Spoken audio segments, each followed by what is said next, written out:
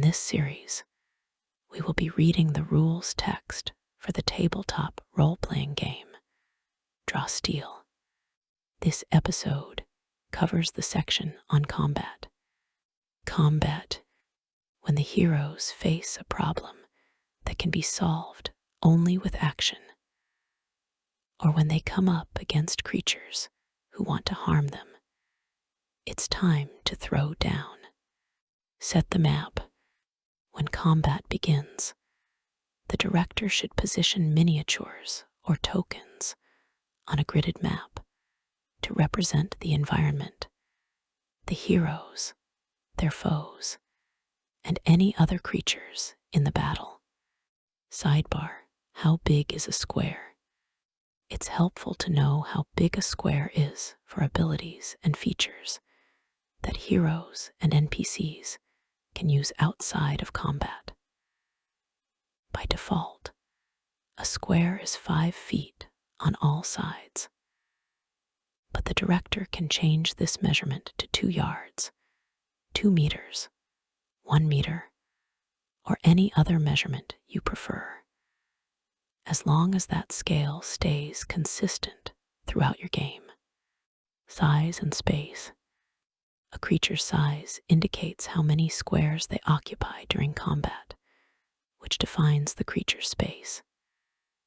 If a creature's size is 1, they occupy a space of 1 square. If a creature is larger than 1 square, their size equals the number of squares they take up in length, width, and height. For example, a horse has a size of 2, which means that during combat, they occupy a space that is 2 squares long, 2 squares wide, and 2 squares high. You could also think of that space as a cube that is 2 squares on all sides. The minimum amount of space a creature can take up during combat is 1 square, but size 1 creatures can run the range from tiny pixies to small polders, medium humans, and large Hakon. As such, for creatures of size 1, that size is further broken down as 1T, 1S, 1M, or 1L abbreviations for tiny, small, medium, and large.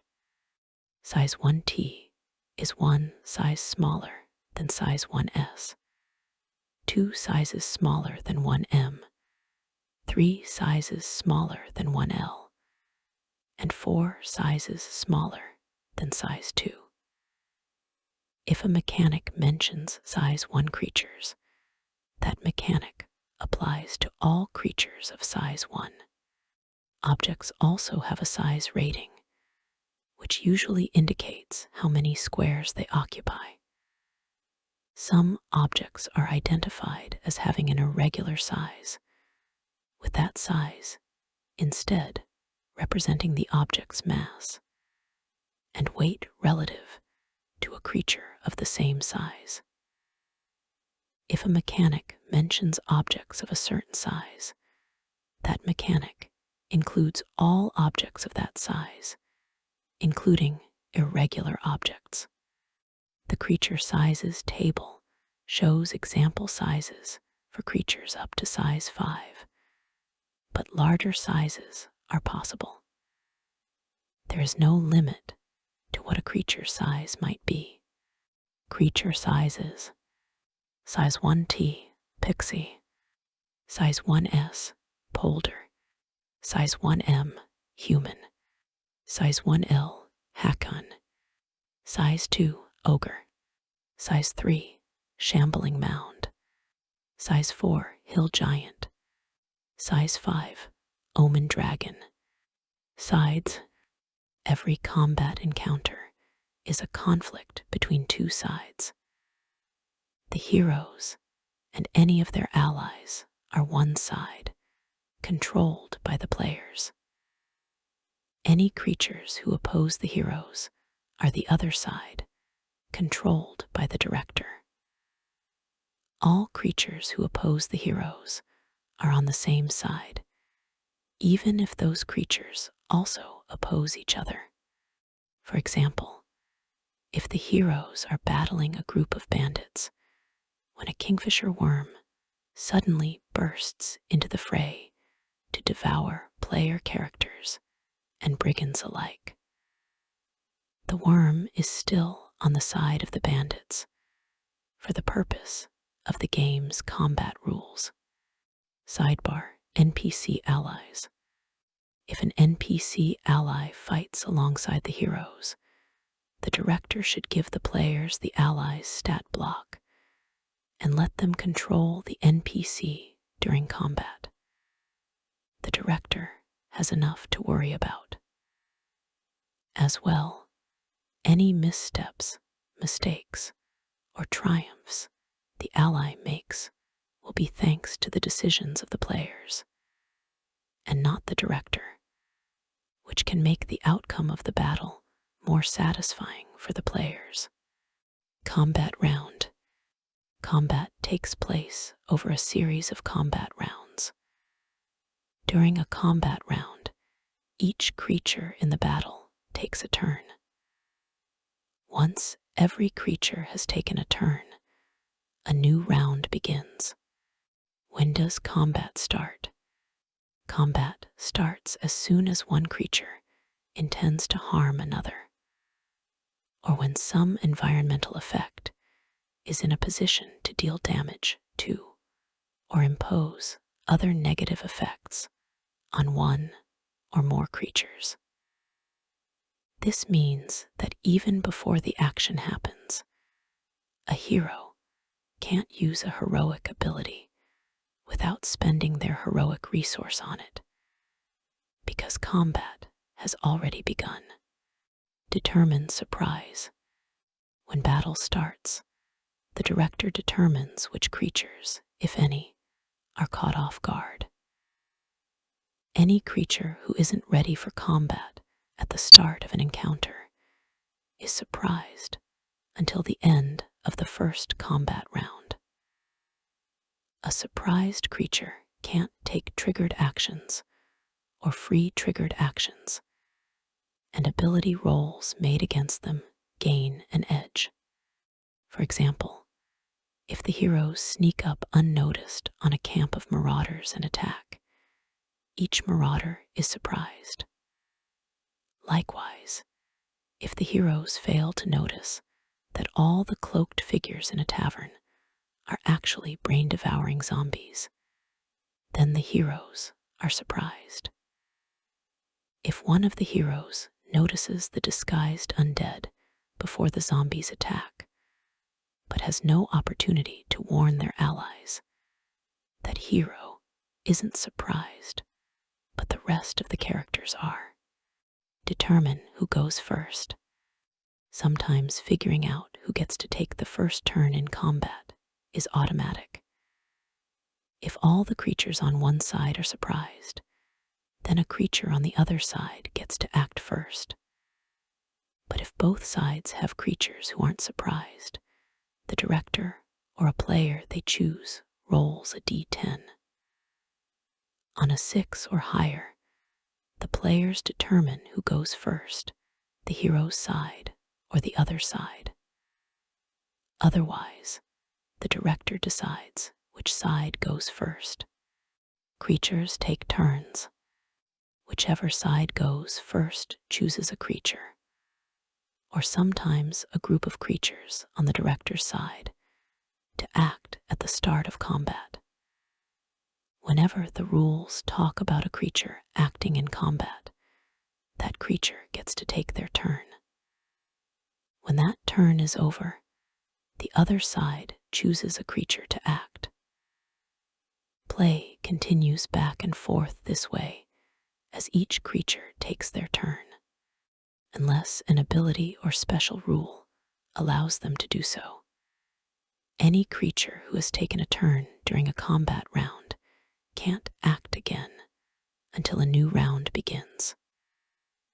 To help track which creatures have already acted in the current round, each creature can have a coin, token, or card they flip over on the table, or some kind of flag they set on their virtual tabletop token once they've taken a turn. That way, all the players know who has already acted and who hasn't. In many encounters, a point comes when one side has creatures who haven't acted yet, but all the creatures on the other side have. The creatures who have yet to act get to take their turns in any order they choose, without turns in between from the other side.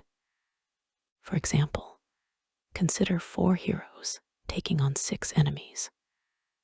When all 4 heroes have taken their turns, and 4 of the enemies have taken theirs, the 2 enemies who are left take their turns one after the other to end the round, determining who acts next.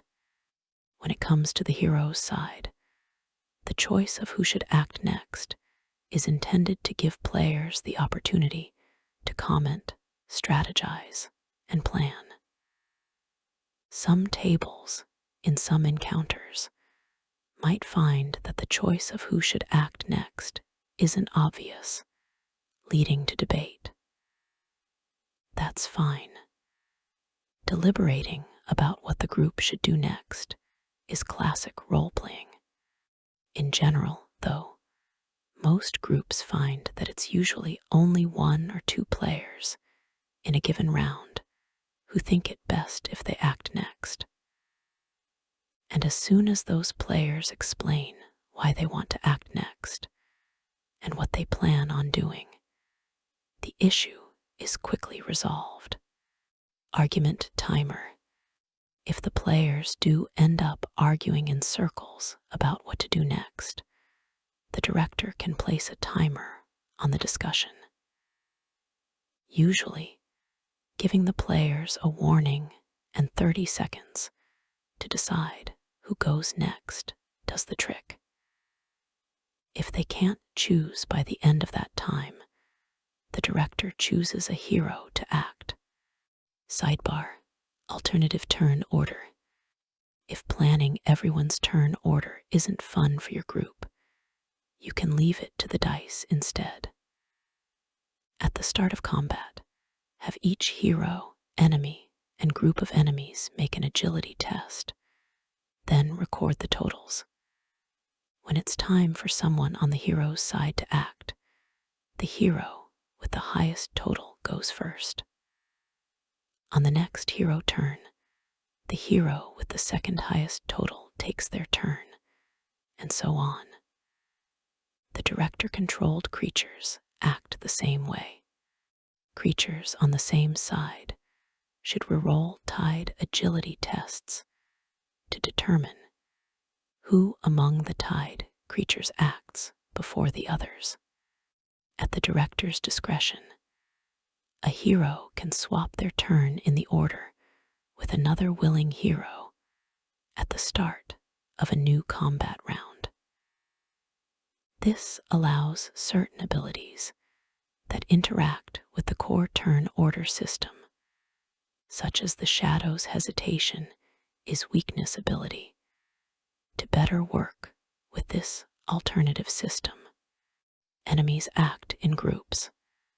Director-controlled creatures act in groups, with information for building groups found in Draw Steel, Monsters. When a group of enemies acts, the director chooses a single creature or minion squad to take a turn. Once that turn is over, the director chooses another creature in that group to take a turn, continuing until all members of the group have taken their turn. End of round. Once all creatures on both sides of a battle have acted, the combat round ends and a new combat round begins. The side whose members acted first during the initial combat round goes first in all subsequent rounds, taking a turn. Each creature in combat, whether hero, adversary, or something in between, gets to take a main action, a maneuver, and a move action on their turn, explained later in this chapter. Each combatant can perform their maneuver and main action in any order, and can break up the movement granted by their move action before, after, or between their maneuver and main action, however they like. You can also turn your main action into a move action or a maneuver, so that your turn can alternatively consist of 2 move actions and a maneuver, or 2 maneuvers and a move action. The movement section below breaks down how your move action works, while the maneuvers and main action sections break down the baseline maneuvers and main actions your character can undertake. For any activities not specifically covered in those rules, such as cutting down a chandelier to drop on enemies, the director decides whether such an activity is a maneuver or a main action. Triggered actions and free triggered actions. Your hero might have 1 or more unique triggered actions, each of which has a specified trigger that allows the action to be used. You can use 1 triggered action per round, either on your turn or another creature's turn, but only when the action's trigger occurs. For instance, a Fury hero can use the Lines of Force triggered action to force move a target, but only after an enemy has first tried to force move the Fury or another nearby creature. A free triggered action follows the same rules as a triggered action, but it doesn't count against your limit of 1 triggered action per round. For instance, a Shadow hero can use their hesitation, is weakness ability, to take their turn in response to the trigger of another hero, ending their turn. But because that ability is a free triggered action, the Shadow can still use there in all this confusion triggered action later in the round. If multiple triggered actions occur in response to the same trigger, any heroes and other player-controlled creatures taking a triggered action or a free triggered action decide among themselves which of those triggered actions are resolved first. Then, the director decides the same for creatures they control. Any effect that prevents you from using triggered actions also prevents you from using free triggered actions. Free maneuvers, boring stuff like opening an unlocked door, picking up an arrow from the ground, giving an object to an adjacent ally, or drawing a weapon, doesn't require a maneuver or a main action. Rather, you can undertake such straightforward activities as free maneuvers on your turn. A free maneuver follows the same rules as a regular maneuver, but you can typically take as many free maneuvers as you like. At the director's discretion, circumstances could make something that is typically boring more impactful and exciting.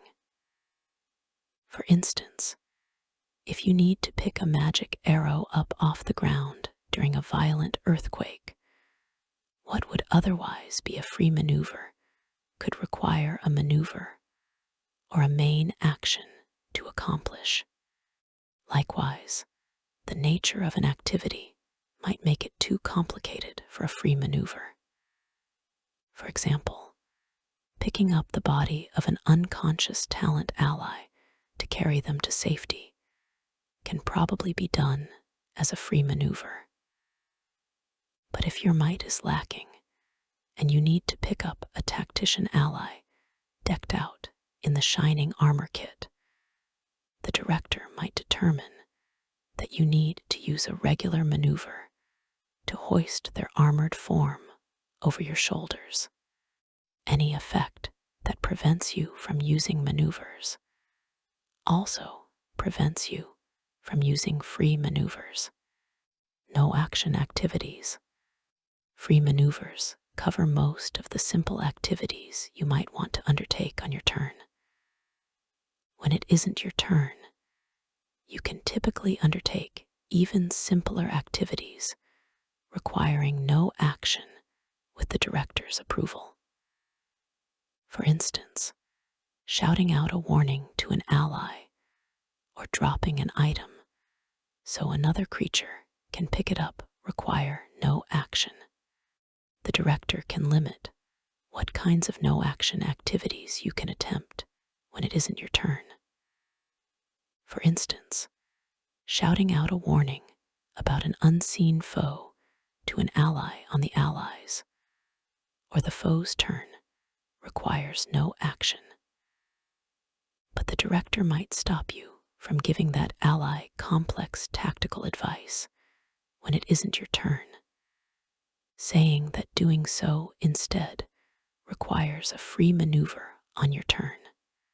Movement. During combat, creatures can employ multiple mechanics that allow them to move around the battlefield. The most common of those mechanics is the advance or disengage move action, detailed under move actions below. But abilities granted by your class, equipment, ancestry, title, or other options might allow you other ways to move. Your hero starts with a speed granted by their ancestry, usually 5. This represents the maximum number of squares you can move when you take the move action, or when another effect allows you to move. Your speed can be increased by your kit and other game options. All squares adjacent to your character cost 1 movement to move into. No, there's no Pythagorean theorem on the grid. It's a game. Don't overthink it. Your hero can move freely through an ally's space. You can move through an enemy's space, but that space is difficult terrain. See below.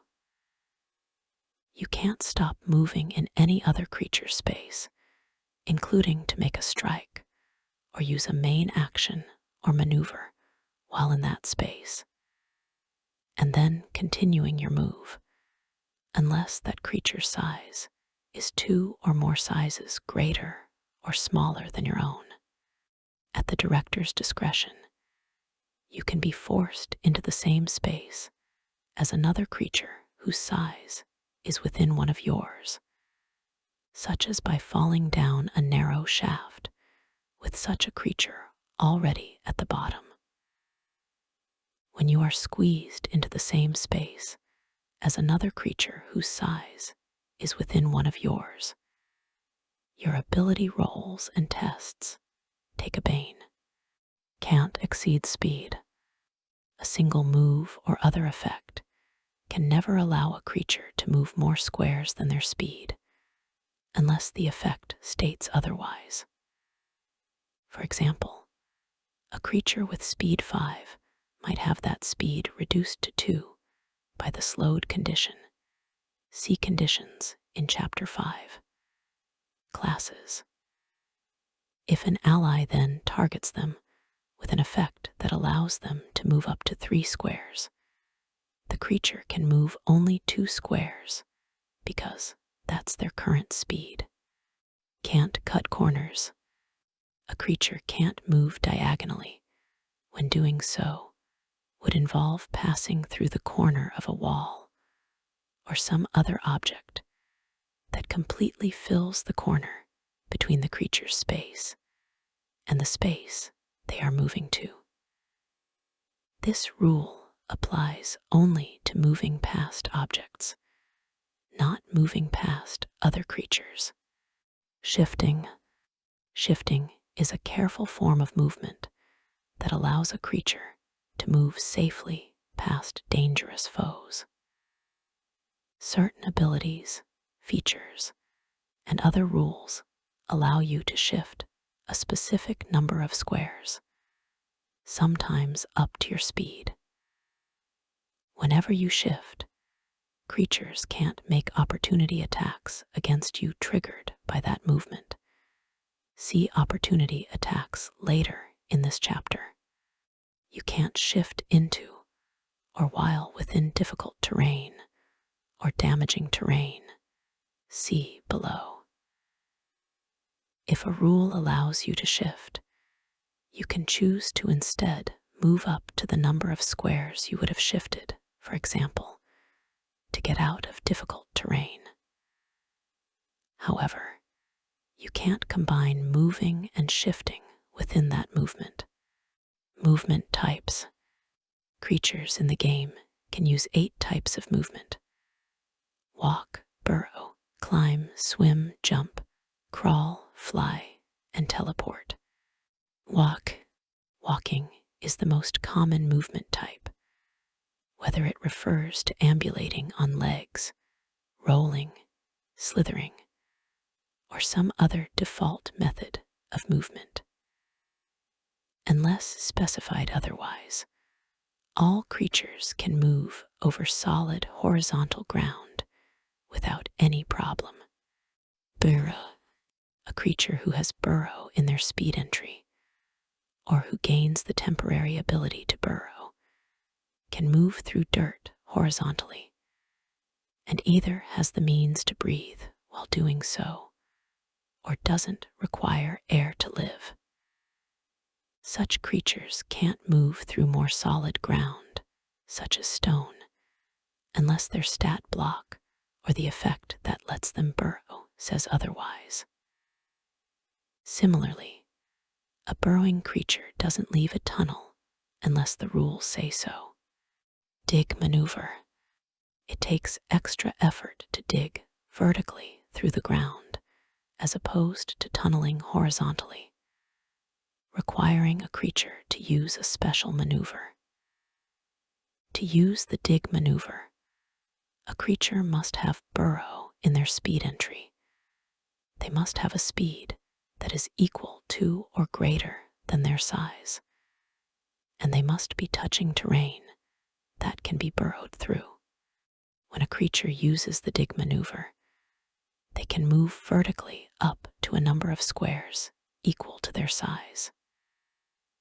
If a burrowing creature has a creature who is not unconscious grabbed, they can't willingly move deeper into the ground. It's too difficult to dig with a flailing enemy in your claws. Targeting burrowing creatures. If you are on the ground, you have line of effect to a burrowing creature if that creature occupies one or more squares of terrain that can be burrowed through and that touch the ground, and if you have line of effect to any of those squares. The burrowing creature gains the benefit of cover from you if you are completely beneath the ground while burrowing. You don't have line of effect to any creature on the surface unless a rule states otherwise.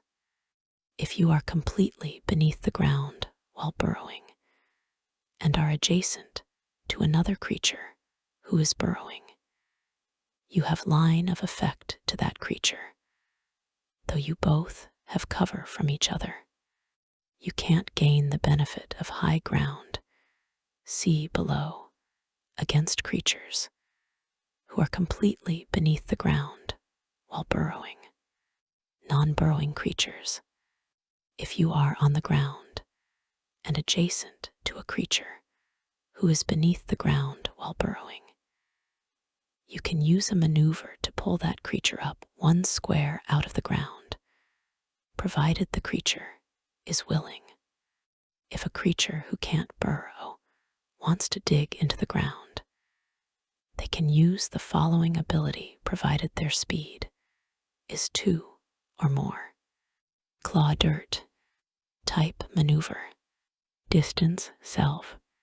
Target self. Power roll plus might. 11 or lower.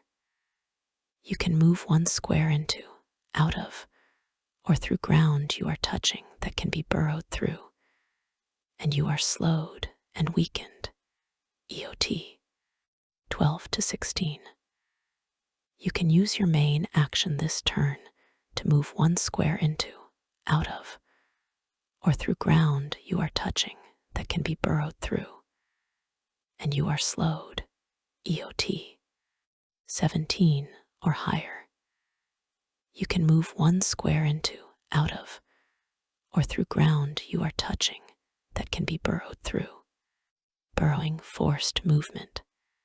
While a creature who is completely beneath the ground, while burrowing is force moved by movement that isn't vertical. They aren't moved, and they take 1 damage for each square they would have been force moved. If the forced movement is vertical, the creature is moved through the dirt as if it were air. Climb or swim. A creature who has climb in their speed entry, or who gains the temporary ability to automatically climb, can climb across vertical and horizontal surfaces at full speed. Likewise, a creature who has swim in their speed entry, or who gains the temporary ability to automatically swim, can swim in liquid at full speed. Creatures without those types of movement can still climb or swim when a rule allows them to move, but each square of climbing or swimming costs 2 squares of movement. If a surface is difficult to climb, for instance, a sheer cliff or ice-covered wall, or a liquid is hard to swim through, a raging river or whirlpool, the director can call for a might test. On a failure, a creature can't climb or swim, but wastes no movement in the attempt.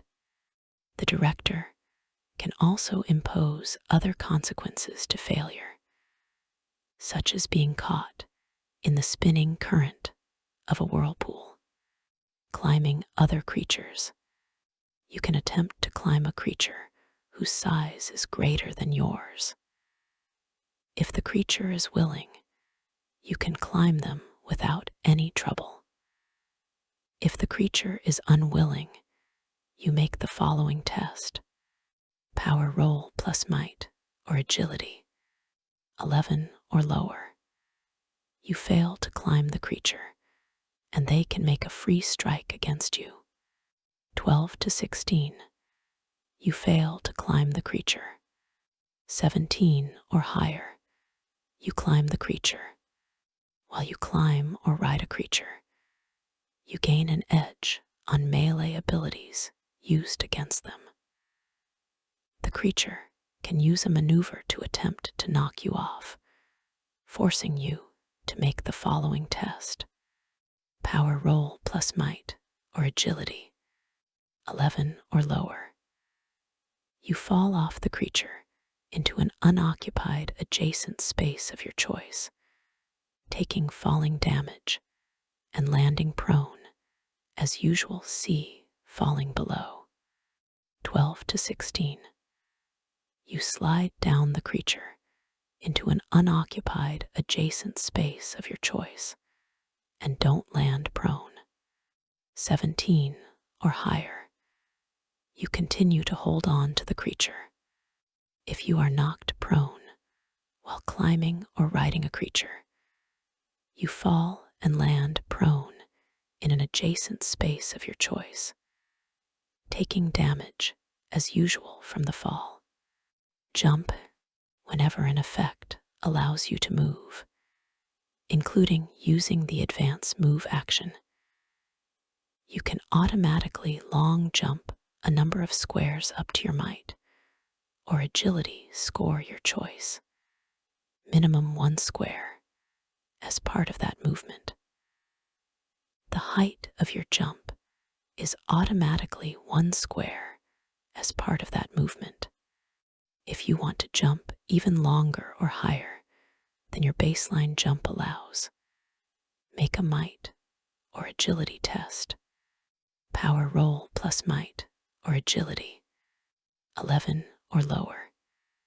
You don't jump any farther than your baseline jump allows, 12 to 16.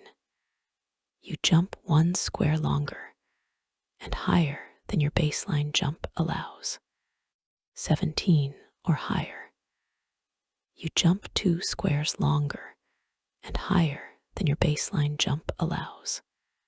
You can't jump farther or higher than the distance of the effect that allows you to move.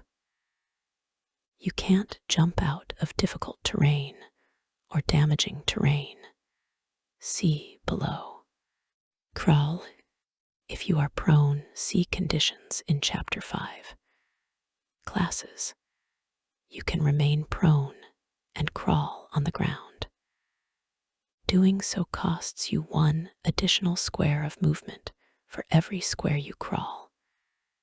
If you intentionally want to crawl, you can fall prone as a free maneuver. While voluntarily prone, you can choose to stand as a free maneuver. Fly. A creature who has fly in their speed entry, or who gains the temporary ability to fly, can move through the air vertically or horizontally at full speed and remain in midair. If a flying creature is knocked prone or has their speed reduced to 0, they fall, see falling below. Hover. A creature who has hover in their speed entry, most commonly alongside fly or teleport, or who gains the temporary ability to hover, can remain motionless in midair. They don't fall even if they are knocked prone or their speed is reduced to 0.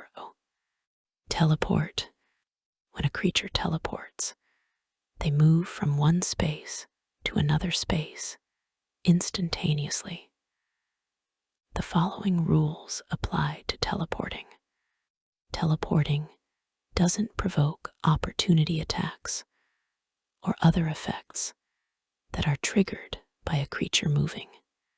When a creature teleports, they bypass any obstacles between the space they leave and their destination space.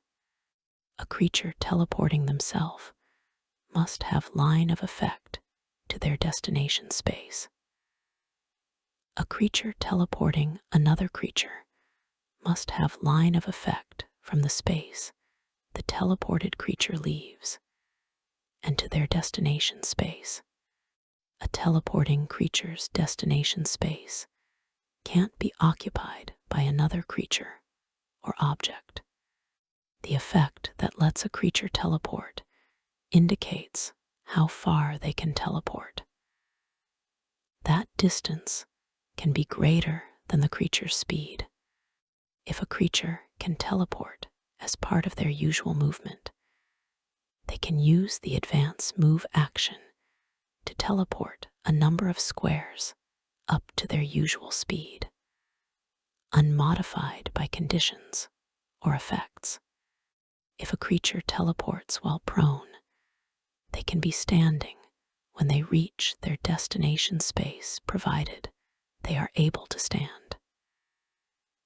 If a prone creature is teleported by another creature, it is up to that creature whether the teleported creature remains prone or stands if they are able.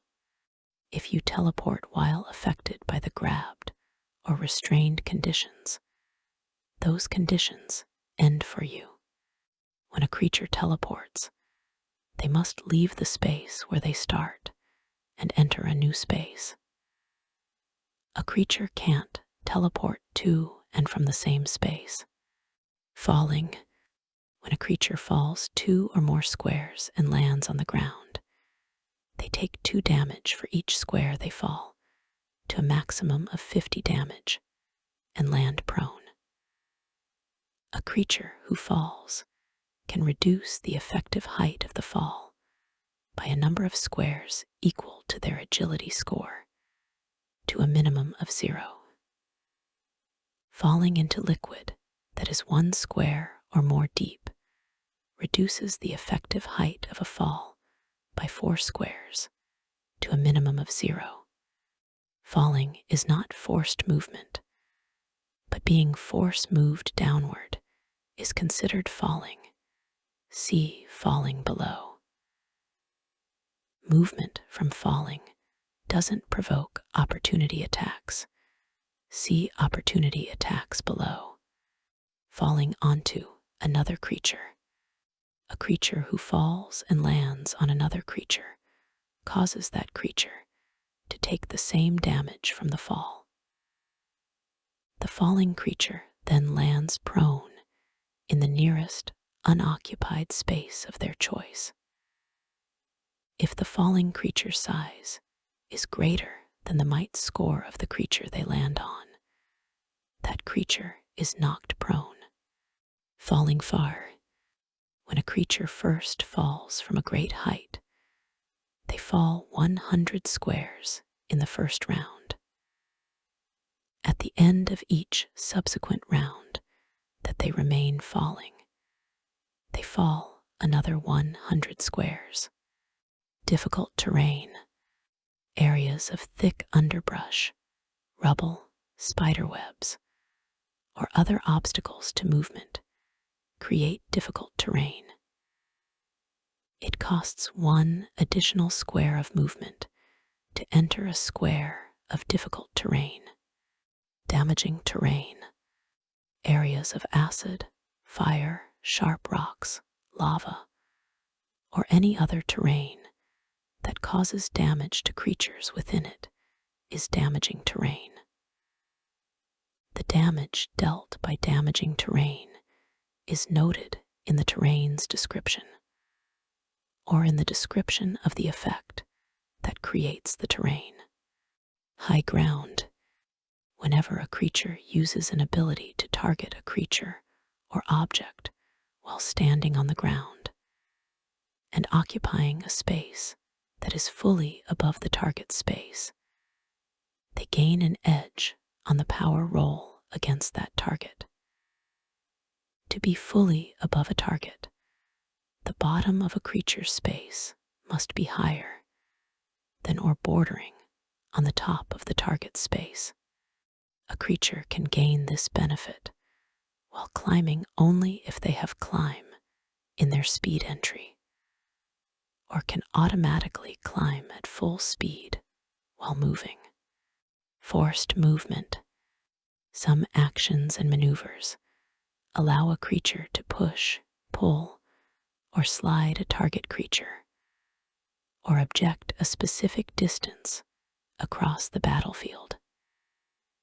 Collectively, these types of movement are called forced movement. Push X. The creature moves the target up to X squares away from them in a straight line without moving them vertically. Each square the creature moves the target must put the target farther away from them. Pull X. The creature moves the target up to X squares toward them in a straight line without moving them vertically. Each square the creature moves the target must bring the target closer to them. Slide X. The creature moves the target up to X squares in any direction except for vertically. Unlike a push or a pull, a slide doesn't need to be a straight line. When you force move a target, you can always move that target fewer squares than the number indicated. For example, when the conduit obtains a Tier 3, push 3 outcome with their Call the Thunder down ability, they can push targets any distance up to 3 squares, including choosing to not move certain targets at all. Forced movement ignores difficult terrain and never provokes opportunity attacks. When you force move a target into damaging terrain or into terrain that produces an effect. They are affected as if they had moved into it willingly. Multi-target abilities and forced movement. Some creatures can force move multiple creatures or objects with a single ability. Unless the ability specifies otherwise, the creature using the ability determines the order in which the targets are force moved. The creature should select each target individually and complete their forced movement before force moving the next target affected. Vertical. If a forced movement effect has the word vertical in front of it, then the forced movement can move a target up or down in addition to horizontally. For example, if a forced movement effect says vertical push 5, then a creature targeted by the effect can be pushed up to 5 squares in any direction, as long as the forced movement is a straight line. If a creature who can't fly is left in midair at the end of a vertical forced move, they fall. Forced movement made against a creature who is flying is always a vertical forced move, whether or not the effect specifies it. Though you can't freely push, pull, or slide a target up and down unless that forced movement specifies vertical.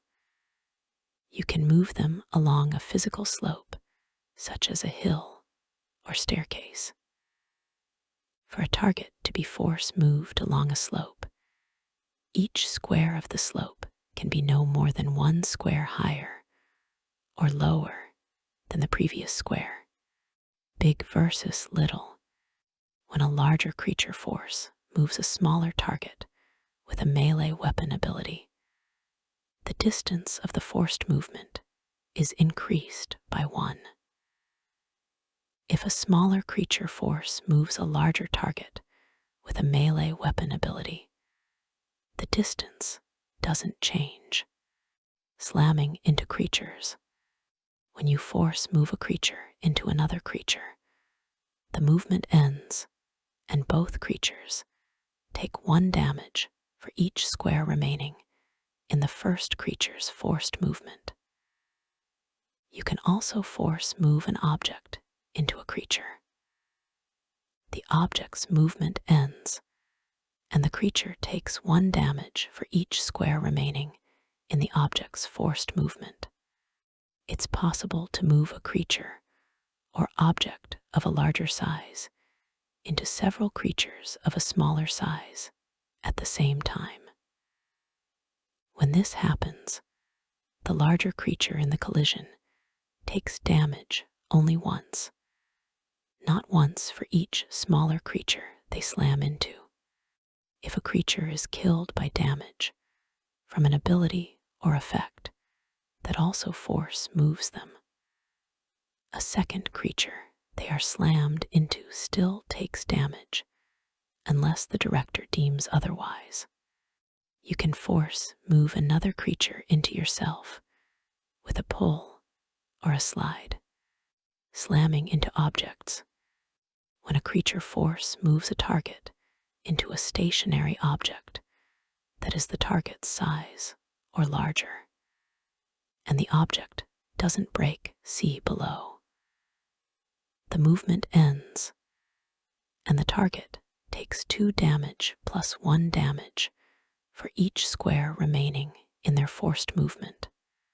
If you force move a creature downward into an object that doesn't break, including the ground, they also take falling damage, as if they had fallen the distance force moved, and their agility score was 0. See falling above. Sidebar, tracking object forced movement damage. At the director's discretion, mundane objects that are force moved into creatures or other objects take damage as if they were creatures. Sturdy objects can take damage as follows before they are destroyed.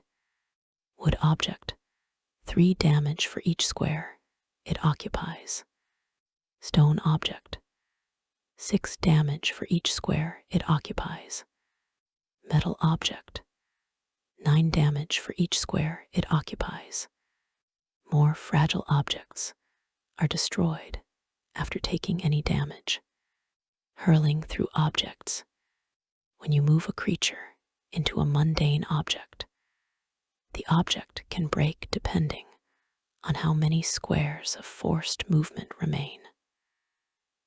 The cost of being slammed into an object is tied to the damage a target takes for being hurled through it.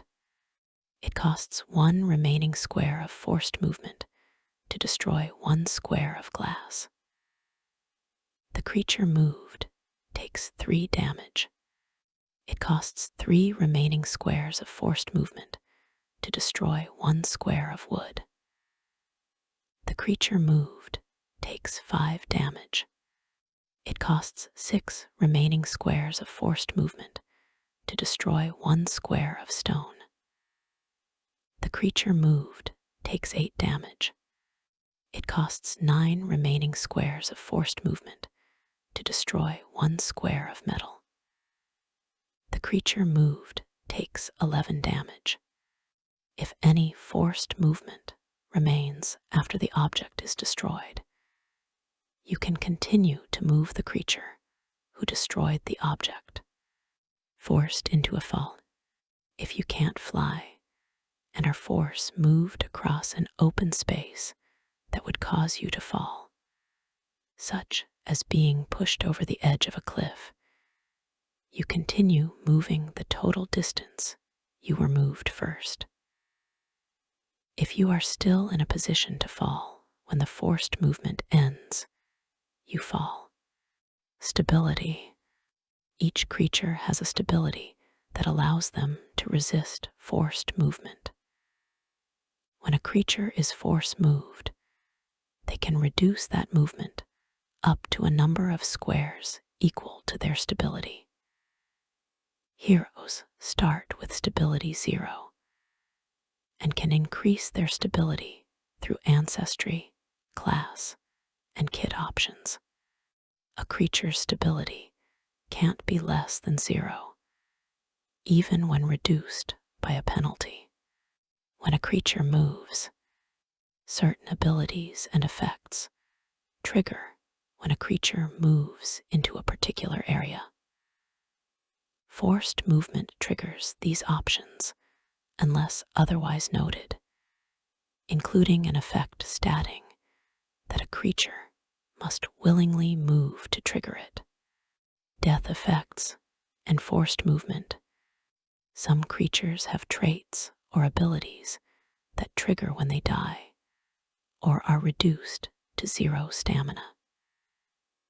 If such a creature is reduced to 0 stamina by damage from an ability or effect that also force moves them, the forced movement takes place before the triggered effect.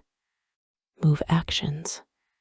A move action allows a creature to move around the battlefield. Sometimes you'll already be exactly where you want to be, so that you don't need to use a move action on your turn. That's okay.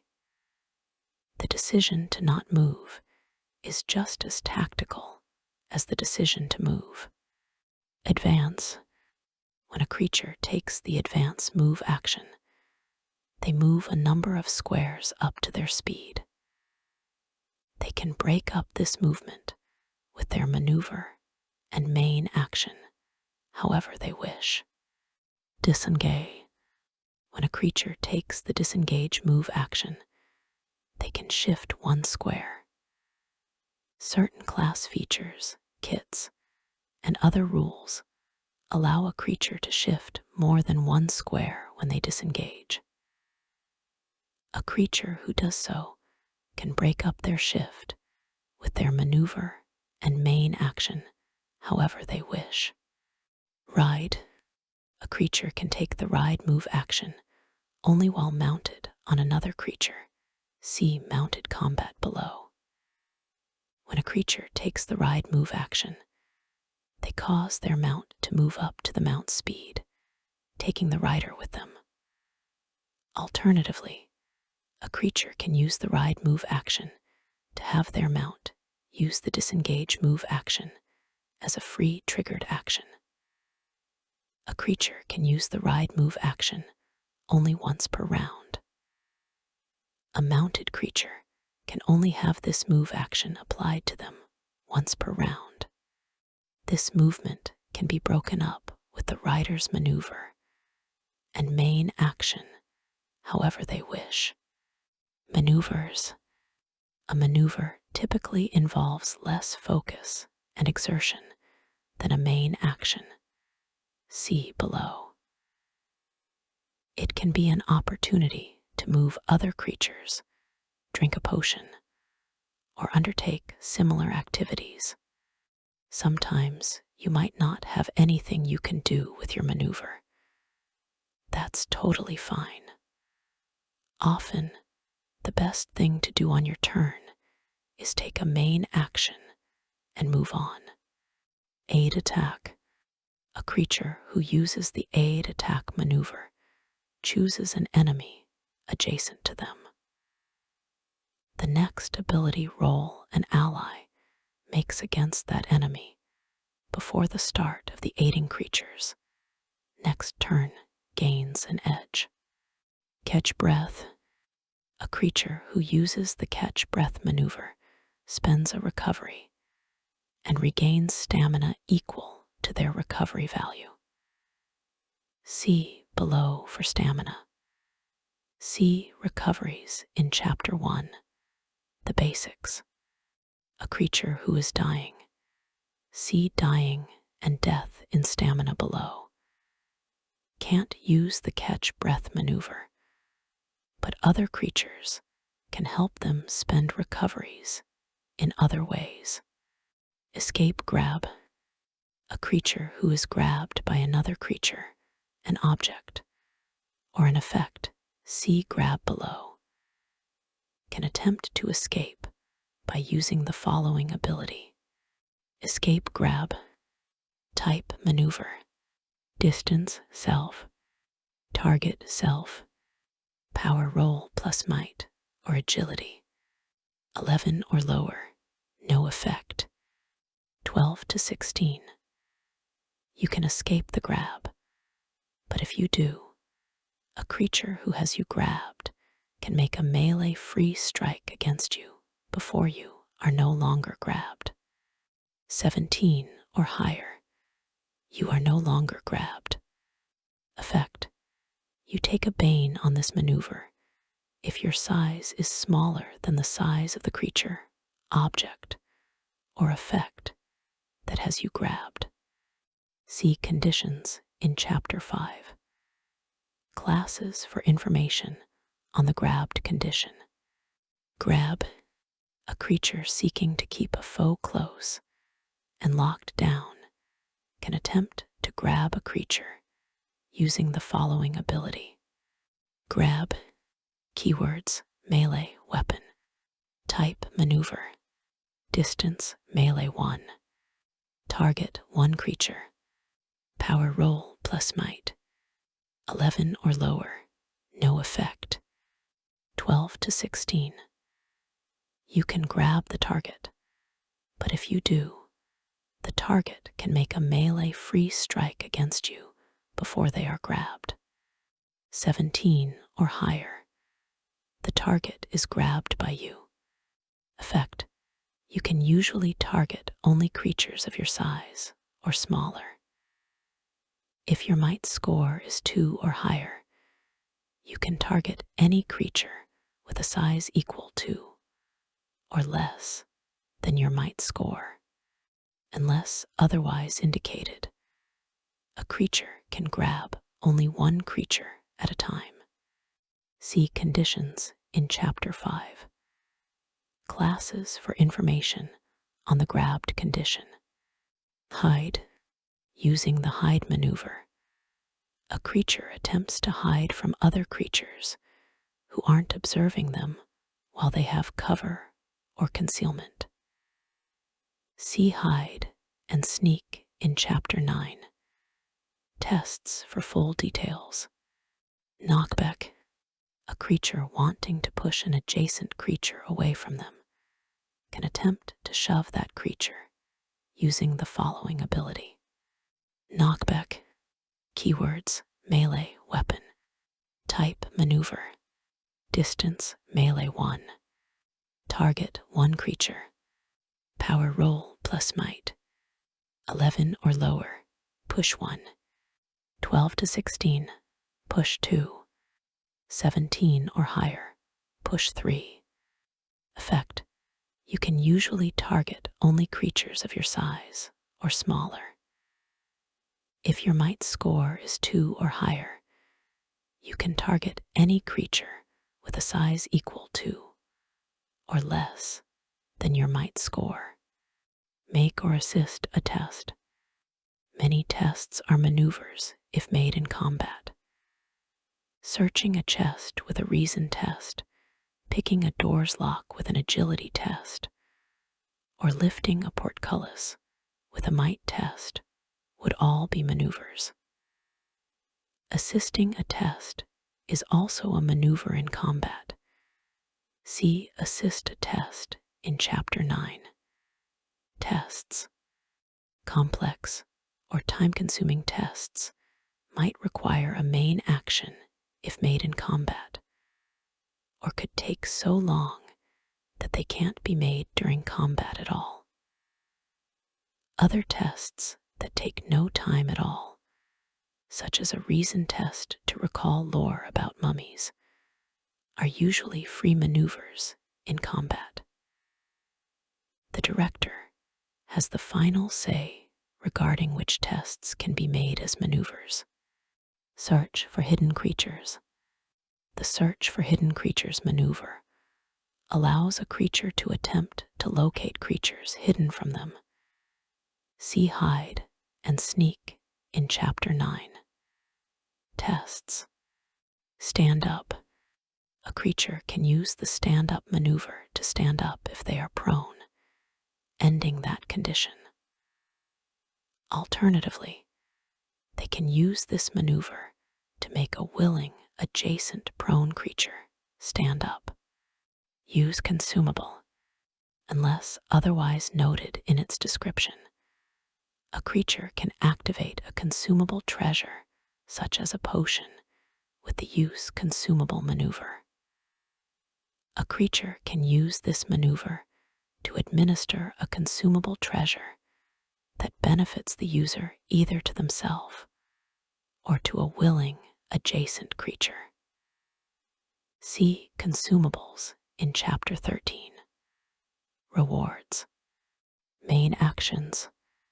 When you take a main action, you most often do so to use a unique ability granted by your class, kit, or a treasure C abilities in Chapter 5. Classes. These abilities represent the most unique, flavorful, and impactful things you can do with your main action. You can also use your main action to catch your breath, help another creature regain stamina, charge into battle, defend yourself, or make a free strike. You can convert your main action into a maneuver or a move action, allowing you to take 2 maneuvers or move actions on your turn. Charge. When a creature takes the charge main action, they move up to their speed in a straight line, then make a melee free strike. See free strikes below against a target when they end their move. If the creature has an ability with the charge keyword, they can use that ability against the target instead of a free strike. A creature can't move through difficult terrain or shift when they charge. They can fly or burrow as part of the charge main action if they have that movement available to them. But they can't climb or swim while charging unless they can automatically use that movement at full speed. Defend. When a creature takes the defend main action, ability rolls made against them have a double bane until the start of their next turn. Additionally, you have a double edge on tests when called for to resist environmental effects or a creature's traits or abilities. A creature gains no benefit from this action while another creature is taunted by them. See conditions in Chapter 5. Classes. Free strike. A creature can use this main action to make a free strike. See free strikes below. Most of the time, you'll want to use the more impactful main actions granted by your class, kit, or other feature, just as the director will use the main actions in a creature's stat block. But free strikes are available for when all else fails.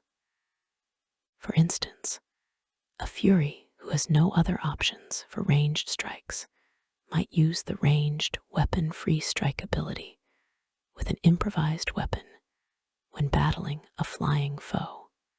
Heal.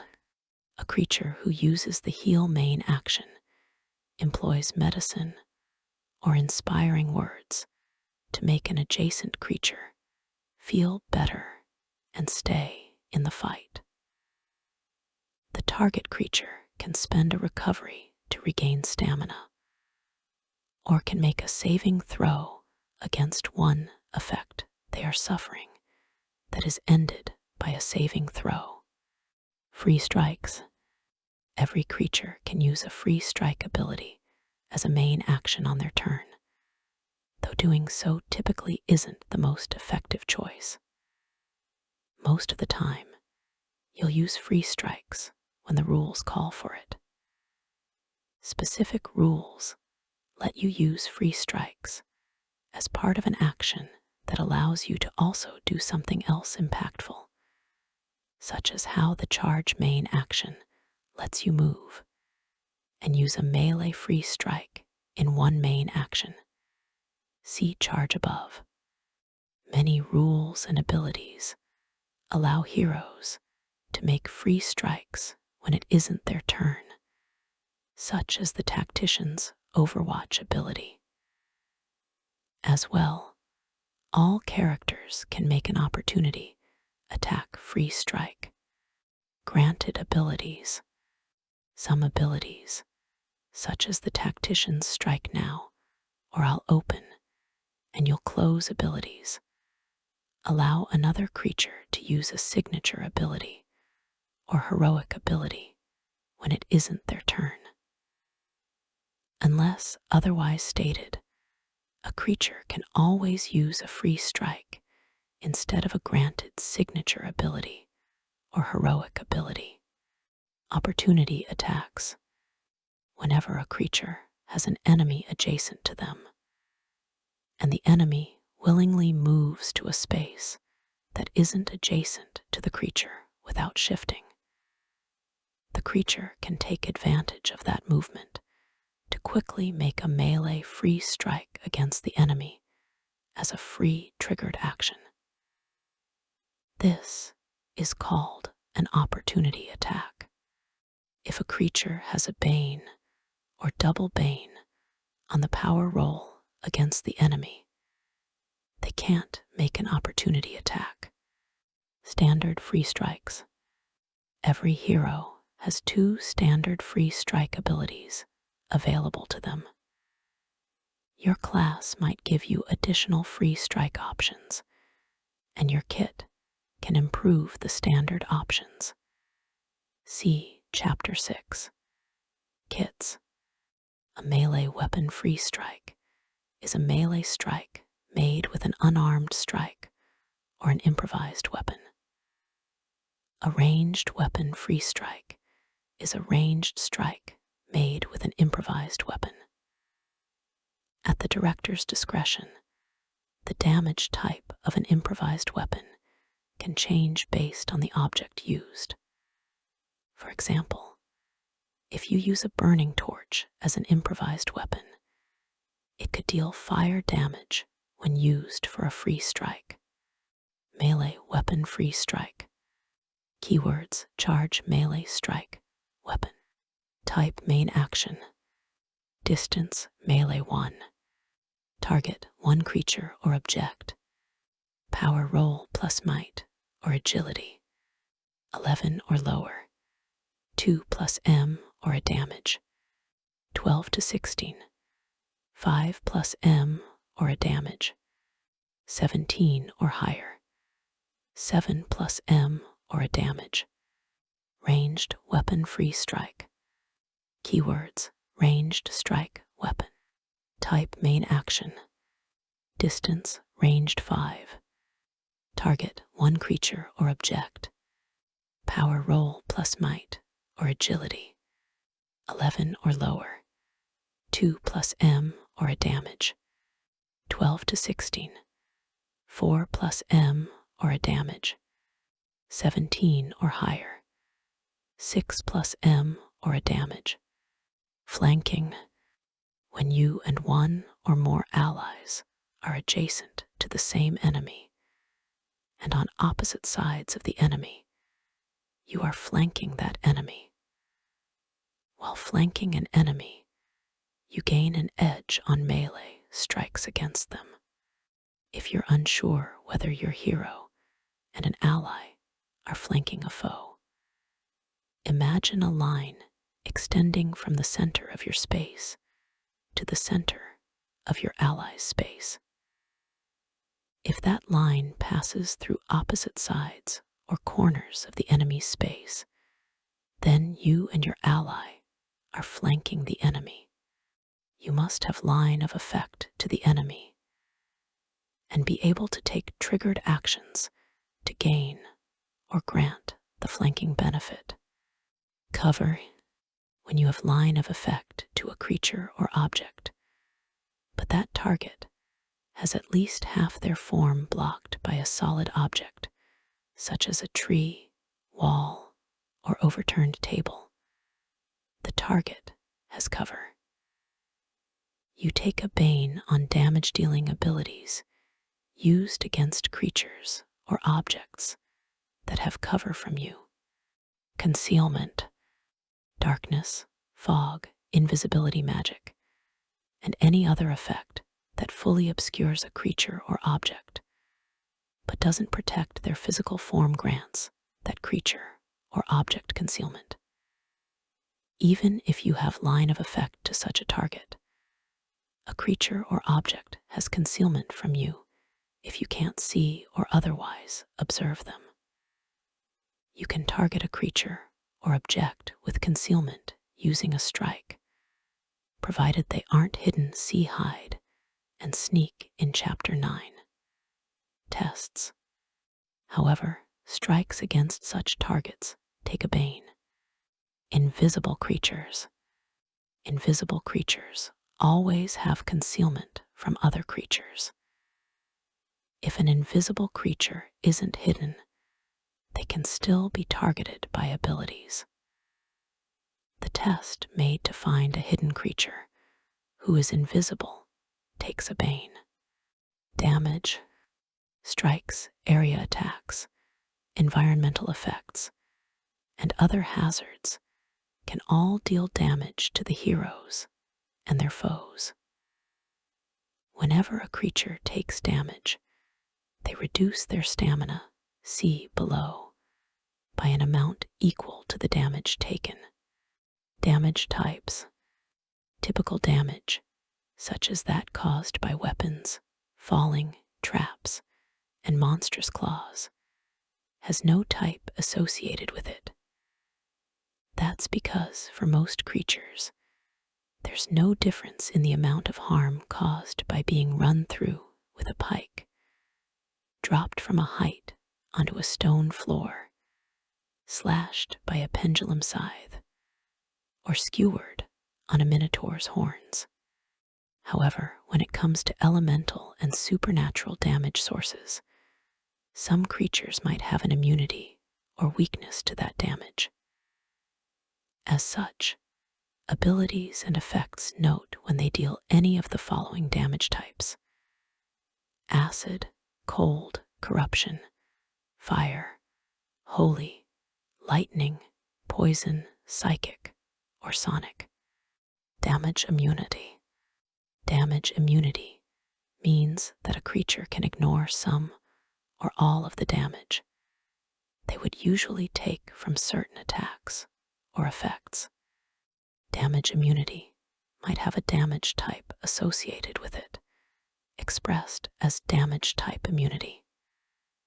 Damage immunity often has a value associated with it, so that one creature's stat block notes damage immunity 5, representing immunity to all damage, while another creature has lightning immunity 5. Whenever a target with damage immunity takes damage of the indicated type, they can reduce the damage by the value of the immunity to a minimum of 0 damage. If the value of the immunity is all, then the target ignores all damage of the indicated type. Damage immunity should be the last thing applied when calculating damage.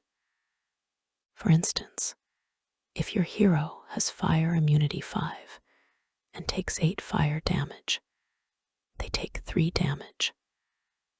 But if an ally first halved the damage with a triggered action, your hero would take 4 damage before immunity is applied, with immunity then reducing the damage to 0. If multiple damage immunities apply to a source of damage, only the immunity with the highest value applies. For instance, a creature with damage immunity 5 and fire immunity 10, who takes 12 fire damage, reduces the damage by 10 points. Damage weakness. Damage weakness works like damage immunity, except that creatures take extra damage whenever they take damage of the indicated type. For instance, if a creature has fire weakness 5 and is dealt 10 fire damage, they take 15 fire damage instead. A creature who has damage weakness X with no specific type or keyword indicated has weakness of the indicated amount when they take damage of any type. If a creature has both damage immunity and damage weakness for a source of damage, apply the weakness first, then the immunity. If multiple damage weaknesses apply to a source of damage, only the weakness with the highest value applies. Stamina. Your hero's survivability is represented by your stamina. Think of stamina as a combination of a creature's physical vitality and their overall energy for dodging and resisting incoming blows, spells, and other violence. It's not that every instance of damage deals a bleeding wound to you, but that each one chips away at your ability to fight effectively. One attack might make you sweat as you leap back to avoid an arrow, while another might graze your elbow with a dagger nick, leaving a dull, distracting pain. Eventually, this draining of energy leaves you open for bigger blows that can truly harm your body or possibly kill you.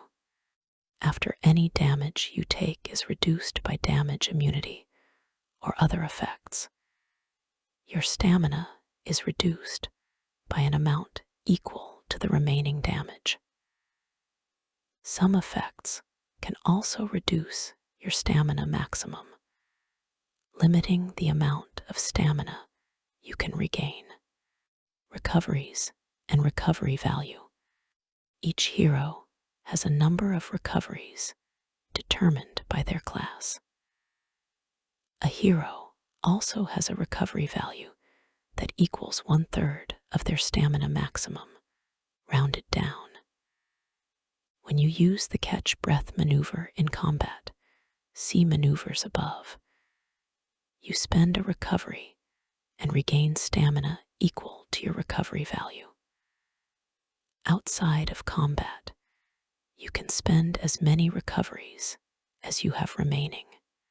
Some abilities, items, and other effects allow you to spend a recovery to regain stamina equal to your recovery value, plus a little extra as described by the effect, or to regain stamina without spending a recovery. Winded. Your winded value equals half your stamina maximum. When your stamina is equal to or less than your winded value, you are winded. Although being winded has no effects on its own, certain ancestry, class, item, title, and monster abilities affect winded creatures. You can tell when other creatures are winded, and vice versa. Dying and death. When your stamina is 0 or lower, you are dying. While dying, you can't use the catch breath maneuver in combat. Additionally, you are bleeding, and this instance of the condition can't be negated or removed in any way until you are no longer dying. While you are dying, you can still act. Your allies can help you spend recoveries in combat, and you can spend recoveries out of combat as usual. While your stamina is lower than 0, if it reaches the negative of your winded value, you die. When you die, you can't be brought back to life without the use of a special powerful item, such as a scroll of resurrection. Director-controlled creatures. In most circumstances, director-controlled creatures die or are destroyed when their stamina drops to 0. No recoveries. Director-controlled creatures don't have recoveries or a recovery value. Any such creatures who regain stamina during a battle do so by way of a special item or an ability in their stat block. However, there are times when a hero might wish to use an ability that allows another creature to spend a recovery or to regain stamina equal to their recovery value on an injured NPC. In such cases, a director-controlled creature regains stamina equal to 1/3 of their stamina maximum. Knocking creatures out. If you damage a creature with an ability that would kill them, you can choose to instead knock them unconscious. If a creature takes damage while unconscious in this way, they die. Director-controlled creatures remain unconscious for 1 hour if no one does anything to wake them. They then gain 1 stamina and are no longer unconscious. Heroes remain unconscious for 1 hour if no one does anything to wake them. After 1 hour, they can spend a recovery and are no longer unconscious. If the hero has no recoveries left, they can't wake up until they finish a respite. Unconscious. While you are unconscious, you can't take main actions, maneuvers, triggered actions, free triggered actions, or free maneuvers. Your speed is 0. You are unaware of your surroundings, and you are prone. Ability rolls against you have a double edge. If you wake up from being unconscious, you can stand up from prone as a free maneuver. Temporary stamina. Some abilities, treasures, and other effects grant a creature temporary stamina. Temporary stamina shouldn't be included in a creature's stamina total when figuring out a creature's recovery value or winded value. If you have temporary stamina while winded, dying, or dead, the temporary stamina doesn't change those states. Whenever you take damage while you have temporary stamina, the temporary stamina decreases first, and any leftover damage is applied to your stamina as usual. For instance, if you have 10 temporary stamina and take 16 damage, you lose the temporary stamina and then lose another 6 stamina. There is no maximum to how much temporary stamina you can have. Regaining stamina can't restore temporary stamina. If you have temporary stamina and then gain more temporary stamina, you get whichever amount of temporary stamina is greater, rather than adding the two pools together. For instance, if an ability grants you 10 temporary stamina when you already have 5, you have 10 temporary stamina, not 15. Unless otherwise indicated, temporary stamina disappears at the end of an encounter. Object stamina. Mundane objects in the game have stamina based on the material they're made of. When an object's stamina is reduced to 0, the object is destroyed. Objects have poison immunity all and psychic immunity all, though the director can remove one or both of these immunities in the case of living objects, such as plants. A size 1 object, or 1 square of a larger object made of common materials, has stamina as follows: glass 1 stamina, wood 3 stamina, stone 6 stamina, metal 9 stamina. The director can decide that a well-made or poorly made object has more or less stamina.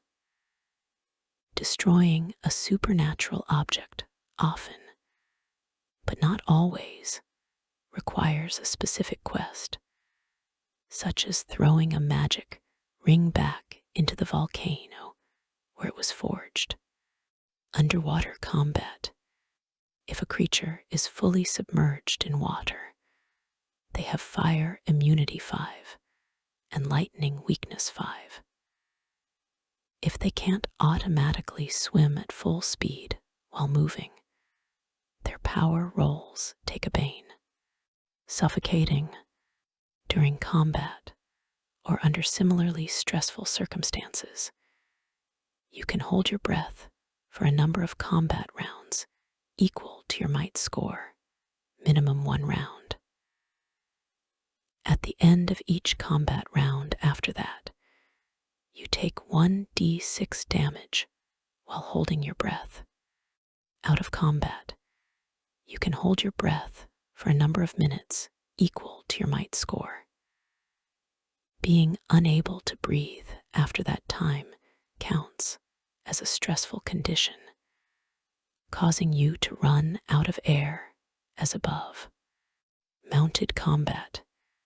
A willing creature with the mount roll, sea creature rolls and draw steel, monsters, can serve as your mount as long as their size is greater than yours. You can climb onto your mount freely, sea climbing other creatures above. You determine which space you occupy. While mounted, you can take the ride move action, but a mount can only be ridden this way once per round. Both mount and rider each take a turn during combat. If a creature riding a mount is force moved, they are knocked off the mount and must make a test to determine how they land, sea climbing other creatures. If a mount is force moved, they carry any riders with them. Riders and mounts teleport separately. If your mount dies, they fall prone, and you fall off them and land prone in the nearest unoccupied space of your choice. End of combat. At the end of combat, the director determines if the heroes earn any victories. Any effect or condition on you that you suffered during combat, except for being winded, unconscious, or dying, ends if you want it to. How combat ends. The director determines when a combat encounter is over. While some battles, especially showdowns with important villains, can be about a fight to the bitter end, many other encounters can become a tedious slog if the heroes need to fight until every last enemy's stamina is reduced to 0.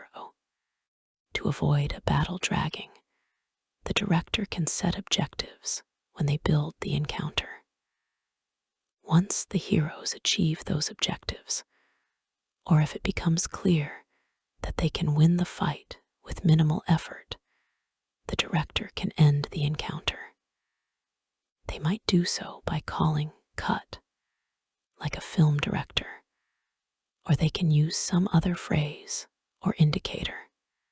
When the director ends combat this way, the players typically choose how the battle ends by narrating a dramatic finish. Or in rarer cases, when the heroes achieve a major objective that sets off a story-defining event, the director narrates the end of the battle with a positive outcome for the players, called an event ending. See below. Objective endings. While planning a combat encounter, the director can set one or more objectives the heroes can achieve to end the encounter without dropping every last foe.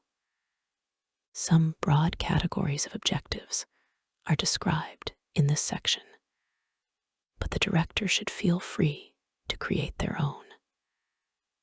As well, directors can always end combat anytime it becomes clear that the heroes are going to win an encounter with minimal effort, even if they haven't achieved all the objectives. Each of the objective endings in this section is explored in detail, including looking at monster rolls, map advice, success conditions, and more in the introduction section of Draw Steel. Monsters. Diminish numbers. The simplest combat encounter objective is almost always defeat them before they defeat us. Though the heroes don't have to kill every last enemy in this type of encounter, winning the day requires that they push their opponents to the point where they are broken, flee, or surrender. Defeat a specific foe. An encounter built around defeating a specific foe includes one or more of the hero's enemies commanding the rest, such as a hobgoblin bloodlord leading a group of mercenaries, or one or more particularly powerful foes among a group of weaker ones, such as a pair of Tusker demons in a gnoll warband. Because these more powerful enemies are the stars of the encounter, if only weak foes are left once the stars are gone, the battle loses its challenge, and it's time to wrap it up. It makes sense for those weaker foes to flee or surrender once their strongest allies have gone down. Get the thing. Classic heroic fantasy is full of important objects that the heroes must protect from the forces of evil. Magic rings, royal birth certificates, dragon eggs, and the like. Heroes often find themselves at violent odds with their enemies as they race to collect a valuable or important item from a guarded temple or castle, or when they need to steal the item from a group of enemies already in possession of it. Objectives in this category work well when paired with other objectives, such as defeating a specific foe. For instance, the heroes must steal a ledger containing a record of criminal activity from an overmind and her lackeys. However, even if they obtain the ledger, the battle won't be over until they also defeat the overmind, who won't let the book go without a fight. Destroy the thing. Combat doesn't always have to be about destroying your enemies. Sometimes it's about destroying their stuff. Burning a pirate captain's vessel, closing a portal to the abyssal wasteland before it lets in an army of demons, or shutting down a massive cobalt trap made of spinning blades could so hamper the hero's foes that the battle is no longer worth fighting once the damage is done. Save another. No one earns the mantle of hero without saving a few lives. Sometimes the point of an encounter isn't to kill, but to save as many folks as you can.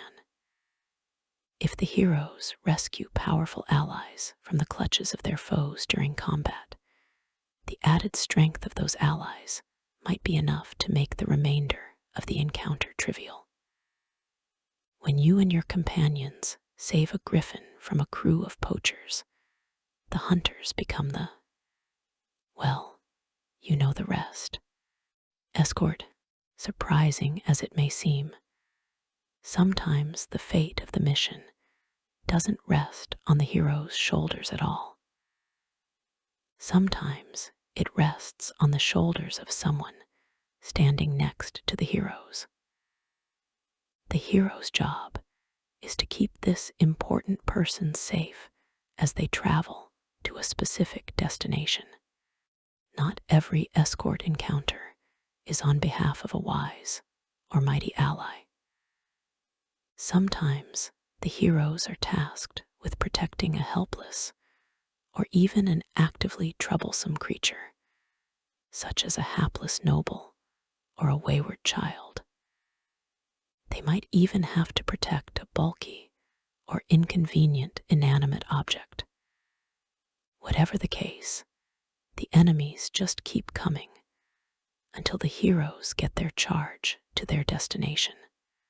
Hold them off. Sometimes the heroes just need to buy time. They might need to battle a conquering tyrant's army to allow innocent villagers time to escape. They might need to hold off wave after wave of zombies, while a group of priests completes a ritual to lay the undead to rest for good.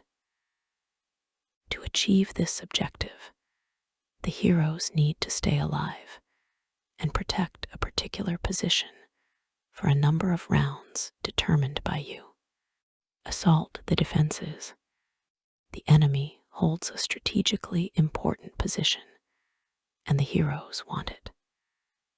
The encounter ends when the heroes secure the objective defensive location for themselves, even if there are more enemies outside it.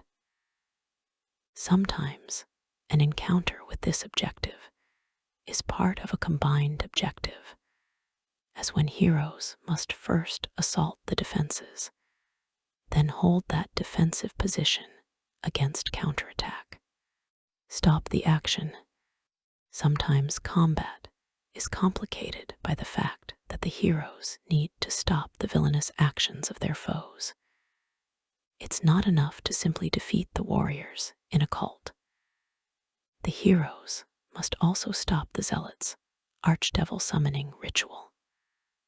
Or it might be that the heroes need to interrupt a wedding and make sure an evil mage doesn't marry the heir to the throne. Despite combat, The mage forces the ceremony to continue. Objectives in this category have a timer associated with them. If the heroes don't achieve the objective in a certain number of rounds, the conditions of the battle could well change. For instance, if the cultists summon the archdevil, defeating the devil suddenly becomes the hero's new objective. Complete the action. This encounter objective sees the characters charged with initiating an event, performing a ritual, and so forth. For instance, if the heroes are attempting to launch an airship while repelling a time raider boarding party, the encounter could be over the moment the heroes manage to activate the vessel and take off with just a few time raiders actually aboard. Dramatic finish. If the heroes are able to end a fight with a dramatic finish, the director assigns each hero one or more of their remaining enemies, then asks that hero's player to describe how the hero neutralizes that threat. The hero might deliver a killing blow, knock their foe out, or let the enemy flee with their tail between their legs, literally or figuratively. If the fight has more heroes than director-controlled enemies, the director can assign more than one hero to an enemy. Then ask the players how their characters work together to bring that enemy down. After everyone gives a description, the battle ends. Event ending. If the director calls the end of combat when a specific objective in an encounter is achieved, the event ending creates a big narrative finish. The director can pick a narrative trigger for an event ending before an encounter begins, or can come up with one on the fly if that makes more sense. Event endings can cover big scenarios, such as the characters destroying a dam to unleash a river upon their enemies, or completing a ritual that causes all the demons they've been battling to be sent back to the abyssal wasteland, accompanied by visual details. For example, if the heroes are battling a necromancer who controls a horde of zombies, the undead might all crumble to dust when the necromancer is defeated. If the heroes destroy an eldritch machine, sapping the land of its natural energy, the shockwave from the device's destruction could vaporize the cultists attempting to protect it. Sidebar: fleeing foes.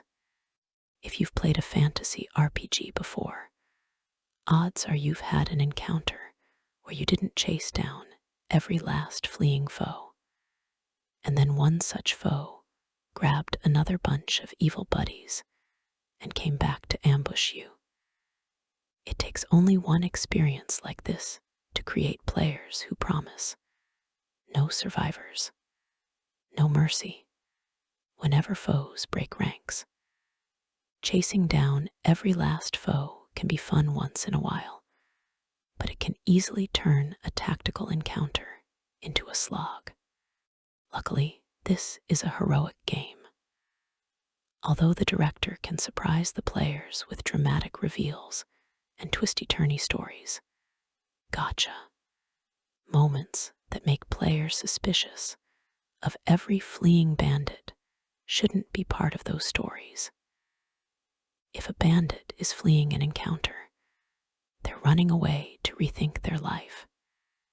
If they're going for help, the players should get some sense of that. For example, the bandits screaming at the top of their lungs for help as they run toward their leader's tent. That way, the players can process what's happening and will understand that stopping that fleeing bandit is part of the challenge of the encounter. Thank you for listening. I hope you enjoyed this audio journey into the rules of Draw Steel. In our next episode, we will cover the section on negotiations.